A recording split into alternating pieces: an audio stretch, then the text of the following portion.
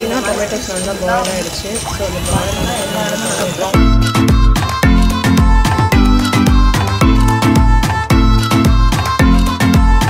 Hello, hi friends. Welcome to Sophie Kitchen. இன்னைக்கு நம்ம பண்ண போறது நெத்திலி மீன் ஃப்ரை பண்ண போறோம். இதுக்கு ஒரு தேவையான இன்கிரிடியன்ட் ஃபர்ஸ்ட் நெத்திலி மீன் எடுத்துக்கோங்க. நல்லா வாஷ் பண்ணி நான் எடுத்துர்க்கேன். இது கூட வந்து என்ன பண்ணீங்கன்னா இஞ்சி பூண்டு பேஸ்ட் ஒரு ஸ்பூன் போட்டுக்கோங்க. உங்க எதுக்காக இந்த இஞ்சி பூண்டு பேஸ்ட் போடணும்னு பார்த்தீங்கன்னா நெத்திலி மீன் வந்து கேஸ் ப்ராப்ளம் உண்டு. ஸோ அதுக்காக கண்டிப்பாக போட்டுக்கோங்க. இது கூட வந்து நம்ம குழம்பு மிளகாத்தூள் இருக்கும்ல வீட்டில் அரைச்சிருக்கோம்ல அது வந்து நான் சின்ன ஸ்பூனுக்கு ஒரு 1.5 ஸ்பூன் போல் சேர்த்துக்கிறேன். நல்லா கலர் கொடுக்கறதுக்காக வந்து காஷ்மீரி சில்லி பவுடர் வந்து நான் 1 ஸ்பூன் போல் சேர்த்துக்கிறேன்.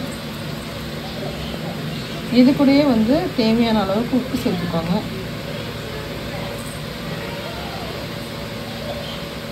இதை வந்து நல்லா மிக்ஸ் பண்ணிக்கோங்க. எல்லா பக்கமும் மீனில் மசாலா பரமாக நல்லா மிக்ஸ் பண்ணி விட்டுக்கோங்க. இது நல்லா மிக்ஸ் பண்ணி ஒரு 10 மினிட்ஸ் ஊற வச்சுருங்க. ஊற வச்சதுக்கப்புறம் நம்ம ஃப்ரை பண்ணிடலாம். இது பார்த்தீங்கன்னா மசாலா போட்டு நல்லா இது பண்ணியாச்சு, ஊற வச்சாச்சு. இது மேலே என்ன பண்ணிங்கன்னா கொஞ்சமாக கார்ன்ஃப்ளவர் மாவு போட்டுருக்கேன். அப்புறம் கொஞ்சம் கிறிஸ்பியாக இருக்கும் அதுக்காக. சரி இப்போ ஃப்ரை பண்ணிடலாம். ஷாடோ கடாய் வச்சுட்டு ரொம்ப எண்ணெய் ஊற்ற வேண்டாம். நெத்திலி மீன் கொஞ்சம் லைட்டாக ஷாடோ ஃப்ரை பண்ணுறாங்க. எண்ணெய் ஊற்றிக்கோங்க.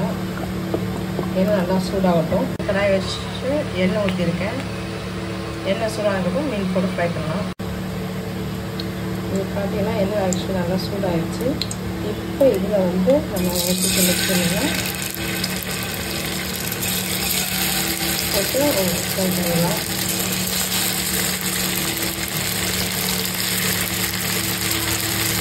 பாருங்கள் நெத்திலி மீன் வந்து திருப்பி போட்டாச்சு.